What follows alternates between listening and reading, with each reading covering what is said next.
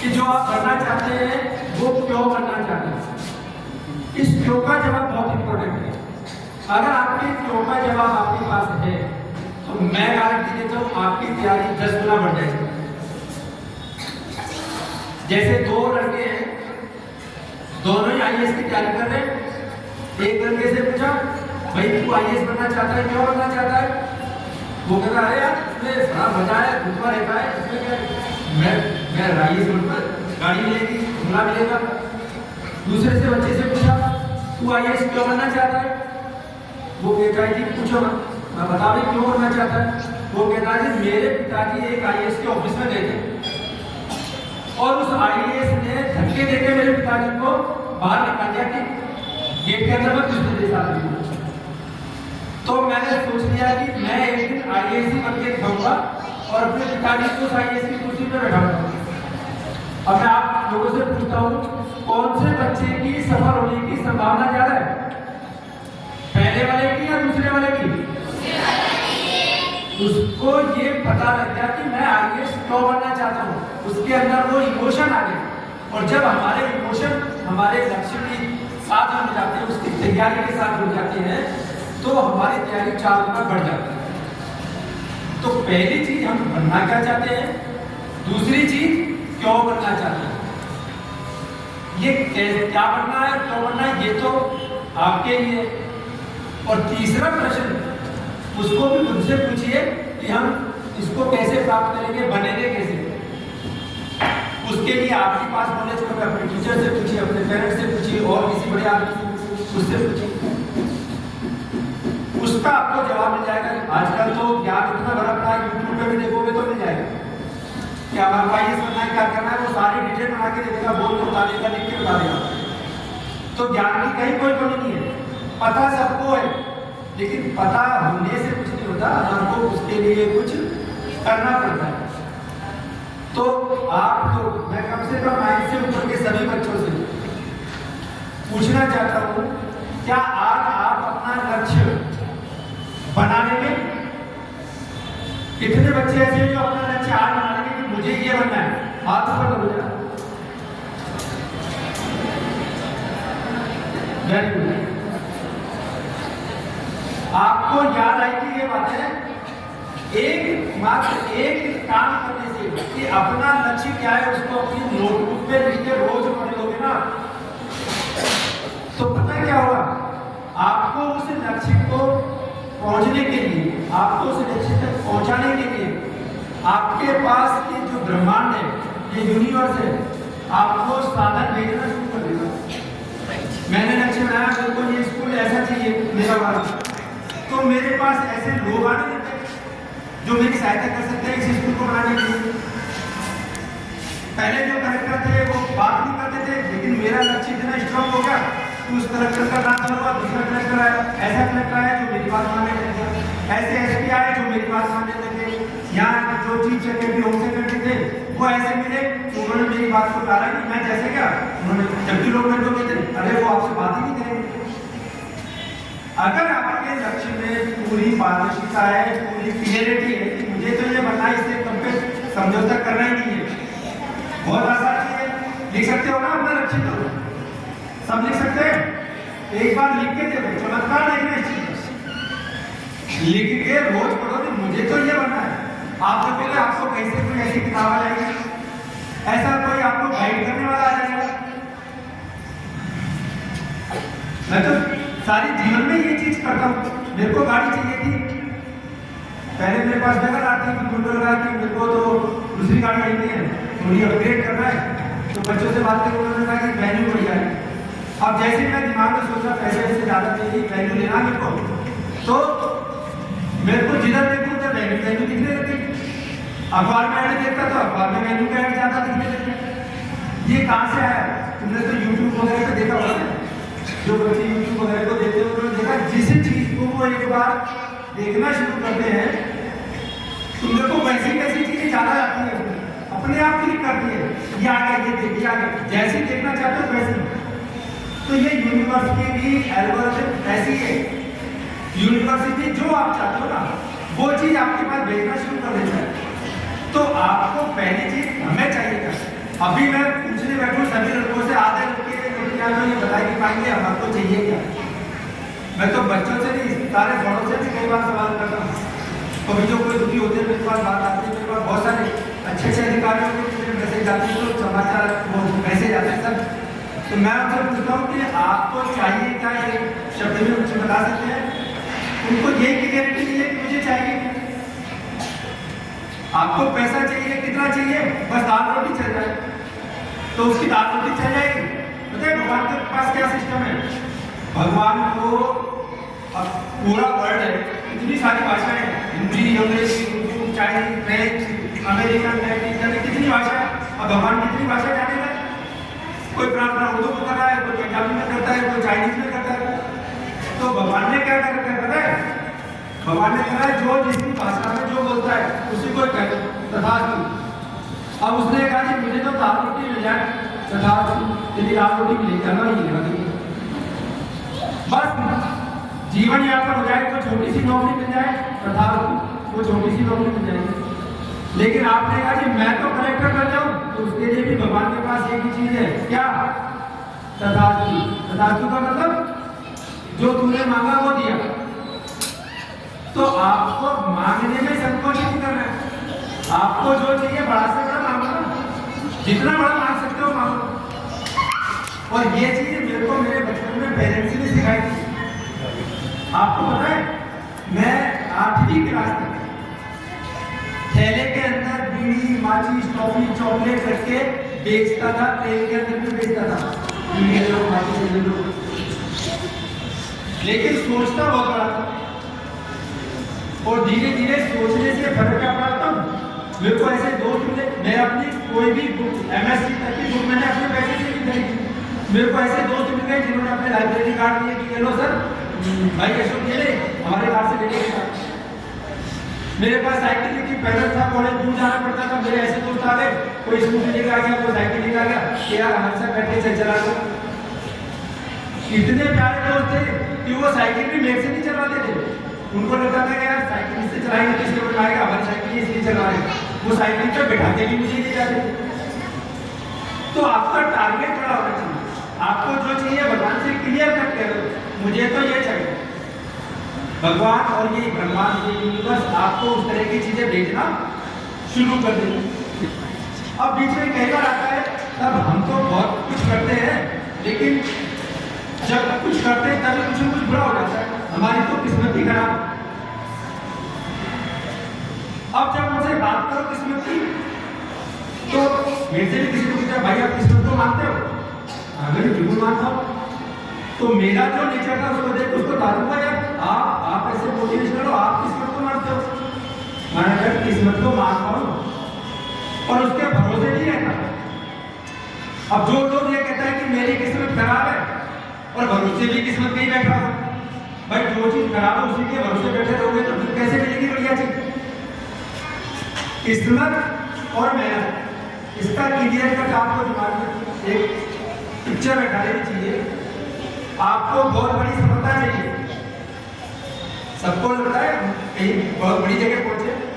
अब आपको सफलता चाहिए बहुत बड़ी। अब आप मान लीजिए जैसे ये स्कूल का जो हमारा पूरा राउंड है, ये मान लीजिए 20 किलोमीटर का है, ओके। और हमारे को जो चाहिए, जो सफलता सक्सेस हमारे को चाहिए, वो मान लीजिए इस दीवार के पीछे है। राउंड कितने किलोमीटर का है? 20 किलोमीटर का है। सक्सेस कहाँ पे है? इस दीवार के पीछे। और 2 जने यहाँ से निकल रहे अपने मेन गेट से सफलता को प्राप्त करने के लिए। अब एक तो चलता है इस साइड से, उसका तो रास्ता है आधा किलोमीटर तक, और एक चलता है उधर से घूम के गलती से उधर चले गया। अब उसका रास्ता कितने किलोमीटर का हो गया? 19.5 किलोमीटर हो गया। कि इधर आधा किलोमीटर है, उधर 19.5 किलोमीटर है। अब इसको तो आधा किलोमीटर जाके वो सफलता मिल गई। अब मैं आपसे पूछता हूँ, जो 19.5 किलोमीटर अगर पूरा चक्कर आके आप पहुंच जाएगा, उसको सफलता मिलेगी या नहीं मिलेगी? बताओ, तुमसे मिलेगी या नहीं मिलेगी? भाई पूरी मेहनत करी उसने, रास्ते में तकलीफें भी आई, परेशानी हुई, लेकिन वो धक्के खा पी के और 19.5 किलोमीटर चल के यहाँ पहुंच गया। पूरी मेहनत करी तो सफलता तो उसको भी मिली गई ना। अब आप कि अगर किस्मत खराब है मान लो, तो हमारे पास दूसरा रास्ता भी तो है, मेहनत का।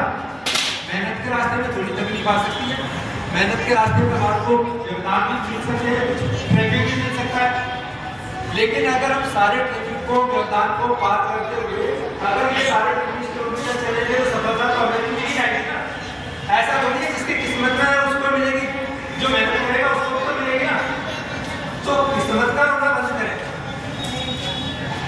अगर हमारी किस्मत खराब है तो हमारे पास दूसरा रास्ता है मेहनत का। हम उस मेहनत के रास्ते को पकड़ेंगे, अपन ने जो लक्ष्य तय कर रखा है उसको लेंगे और हम वहां पर पहुंच जाएंगे। इस मेहनत करने वाले को तो कोई रोक ही नहीं सकता, वो तो अपने लक्ष्य को प्राप्त करेगा। तो हमको मेहनत करनी है, आपको खुद संतुष्ट हो जाना चाहिए कि मैंने अपनी पूरी ताकत लगाई। परिस्थितियों का रोना बंद कर दे। जब मेरा जैसा बीड़ी मार्केट बेचने वाला आठवीं क्लास में वो यहाँ तक पहुँच सकता है कि आपको संबोधित करो, कितने ही लोग बड़े बड़े जो मेरे कॉन्टेक्ट में है वो मेरे से राय देते हैं, मेरे से कहते हैं मैं फ्रस्ट्रेट हूँ, थोड़ा मेरे को पता कैसे कैसे। तो मैं जब यहाँ तक पहुँच सकता हूँ तो आप मेरे स्कूल का विद्यार्थी, छोटा सा शहर, बहुत ग्रामीण परिवेश के आने वाले बच्चे जब 12वीं क्लास को करते करते स्कूल के नीट में सेलेक्ट हो सकते हैं, अच्छी परसेंटेज बनाते हैं, अजमेर कॉलेज, मेडिकल कॉलेज में एडमिशन ले सकते हैं, तो हमारे विद्यार्थी एक ले सकता है तो सब ले सकते हैं। हमारे साथ प्रॉब्लम क्या है, हम खुश हो जाते हैं। मेरे क्लास के सारे विद्यार्थियों की तो 60% भी नहीं बनी और मेरी 60 बनी। मेरे क्लास के जो होशियार लड़के थे उनकी तो 85 बनी है, मेरी तो 90 बन गई। हम तुलना करते दूसरों से कि यार वो तो मेरे से नीचे है। अरे भाई आप जहां हो उससे संतुष्ट होने के बजाय आप सोचो कि आप कहां जा सकते थे, कहां पहुंच सकते थे। हम तुलना करते हैं कि इससे तो ऊपर आ गया, लेकिन आपको पता नहीं आप तो इससे भी और ज्यादा ऊपर जा सकते थे। जितने भी हमारे जो लाइफ, जो हमारे जीन है, मानव जिसको मैं कहता हूँ, केवल उसकी आदत होती है। गाय जितना दूध दे सकती है देती है, पेड़ जितने फल बना सकते हैं बना सकते हैं, जितने ऊपर जा सकते हैं वो जाते हैं, जितने दूर तक फैल सकते हैं पेड़ वो फैलते हैं। हम जहां तक पहुंच सकते हैं वहां नहीं पहुंचते। क्यों नहीं पहुंचते? हमें पता है इससे तो ऊपर है, हमको इससे ऊपर नहीं है होना है, हमको हमसे ऊपर होना है। आप अगर क्या कर लोगे कि मेरी अब की बार 90 बनी है तो आपको पता लग जाएगा 90 से 100 करने के लिए आपको क्या करना था। और आपने देखा है ना अखबार में 100% भी खूब आती। लोगों के हिंदी और अंग्रेजी जैसे सब्जेक्ट में 100 आते हैं। पुरस्कार देने की जब बात आती है तो वो भी हाथ जोड़ देते हैं, कितने बच्चों को पुरस्कार दें। 100 तो इतने सारे बच्चों के आए, पहले गिने 1-2 बच्चों के आते। अपन क्रिकेट देखते हैं, क्रिकेट में देखते हैं पहली डबल सेंचुरी बनने में 20 साल लग गए। लेकिन हमारे एक हिंदुस्तानी भाई सचिन तेंदुलकर ने जिस दिन डबल सेंचुरी लगाई उसके बाद तो लाइन लग गई, क्योंकि लोगों को ये पता लग गया कि यार डबल सेंचुरी ये छोटा सा लड़का मार सकता है तो मैं भी मार सकता हूँ। पहले दिमाग में नहीं था कि डबल सेंचुरी भी कोई मार सकता है। तो आपको खुद से तुलना करनी है, खुद से तय करना है कि मैं यहाँ पहुंच सकता हूँ। और कोई भी चीज, संसार की कोई भी चीज आपको उस ऊंचाई तक पहुंचने से रोक नहीं सकती सिवाय आपके। अगर आप तय कर लेते हैं कि मेरे को पहुंचना है तो पहुंच जाओगे, आप तय कर लेते हैं कि मैं तो नहीं पहुंच सकता तो आप फिर नहीं पहुंच सकते। कोई मेरे से ये कहता है कि मैं ये कर लूंगा, मैं उसको गारंटी देता हूँ तू कर लेगा। और किसी ने कहा यार ये तो बहुत मुश्किल है, मेरे से नहीं होगा, तो मैं उसको गारंटी देता हूँ जैसे होगा नहीं। इतनी सुविधा दे देते जैसे ये काम नहीं होगा। तो हमको क्या बोल रहा है, मैं कर सकता।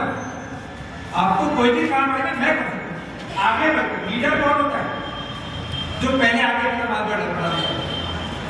कोई काम आया और इसके लिए मेरे पास तो सबसे बड़े मेरे आदर्श, मेरे आराध्य देव, मेरे गुरुदेव भी मैंने उनको बना रखा है। कौन? हनुमान जी। कभी रोते देखा तुमने उनको? सारी दुनिया, राम जी भी रो रहे थे जब लक्ष्मण जी को शक्ति लगी थी। लेकिन हनुमान जी कभी नहीं होते। सीता जी का पता लगा कि मैं लगा रही हूँ, उन्होंने इधर तो नहीं देखा, अरे यार ये भी तो खड़ी थे सारे बंदर ये चले जाएंगे वही क्यों संजीवनी मोटी रानी आओ जी मैं ला देता हूँ। आगे बढ़ के काम किया, कभी रोएगी और उसका प्रभाव जानते हो, जो उनके आराध्य देव थे भगवान राम, उनसे ज्यादा मंदिर आज हनुमान जी के हैं। देखने में गली गली में हनुमान जी जाएंगे, भगवान से ज्यादा मंदिर भक्त के कारण क्या है, जिम्मेदारी लेते थे। कोई काम आता वो देर तक देखते थे, अपन को कोई काम दिया जाता है तो देखे नजर नीचे कर देते कि टीचर सामने से मेरे को नहीं देखने, मेरे को खड़ा करके कहते तू कर रहे। अरे आप होके कर सकते हो। जब कोई लड़के को टीचर कहती है कि तू ये करके ला, वो करके का है, तो आप मान के चलो सारे लड़के कर सकते हैं, सारे लड़कियां कर सकती है। लेकिन आगे कौन बढ़े, जो आगे बढ़ गया वो हमेशा आगे ही रहेगा। आपको आगे बढ़ना है, आगे बढ़ जाओ, पीछे हटना है तो पीछे भी हटना है, चॉइस तुम्हारी है। और बातें बहुत सारी है, आपका भी टाइम ज़्यादा होगा। एक चीज जो मैं बता देता हूँ जिसमें बहुत बड़ी ताकत है, और मेरे स्टूडेंट्स और मेरे खुद के बच्चे जिन्होंने उसका पालन किया, मेरे को देख के किया, मैं उनका पालन करता था, जिससे मैं यहाँ तक पहुँचा हूँ, मेरे बच्चे पहुँचे, मेरे स्टूडेंट पहुँचे। अपने पेरेंट्स, अपने बड़ों का, अपने टीचर्स का जितना रिगार्ड कर सकते हो कर लो। पेरेंट्स हमारे जीवित भगवान है। मेरे घर में सबसे पहले उठते के साथ सबसे पहला काम होता है, जो भी छोटा है अपने से बड़े के पैर छूता है, और जब बड़ों के पैर छूते हैं तो बड़े की मुझसे क्या निकलता है, मैंने किसी के पैर छूए वो क्या बोलेगा, क्या बोलेगा मेरे से बताओ। तो मैंने तो एक नियम बना लिया कि जितने खुश लोग इकट्ठे कर सकते हैं वो कर लें। अब मेरा बड़ा भाई भी बता रहा, घर से पैर छू देता, 2 बार बता, 2 बार छू देता, मेरे क्या जाता है, और वो 2 बार बोलेगा खुश रहो।